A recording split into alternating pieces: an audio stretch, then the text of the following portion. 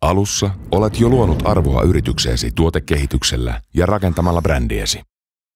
Ennen kuin voimme edetä, ainutlaatuinen teknologiasi tarvitsee suojaa selviytyäkseen maailman markkinoilla.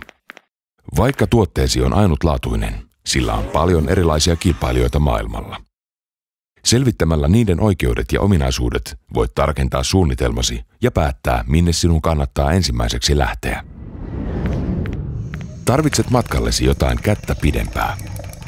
Yrityksesi IPR-suunnitelma on arvokas etu, jolla vähennät merkittävästi riskejä ja varmistat yrityksesi menestyksen tulevaisuudessa, sekä myös käytännön väline toimintavapautesi turvaamiseen valitsemillasi markkinoilla.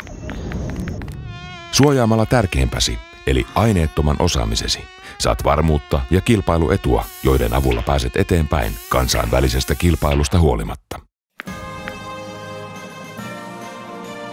Valtavat kansainväliset markkinat ovat nyt edessäsi, ja menestyessäsi niillä saat varmasti kärkkäät kopioijat kintereillesi.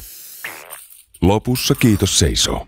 IPR-suojauksen työ ei lopu varmassakaan markkina-asemassa, vaan saadaksesi täyden hyödyn menestyksestä ja suojauksestasi täytyy sen mahdollisia loukkauksia valvoa aktiivisesti.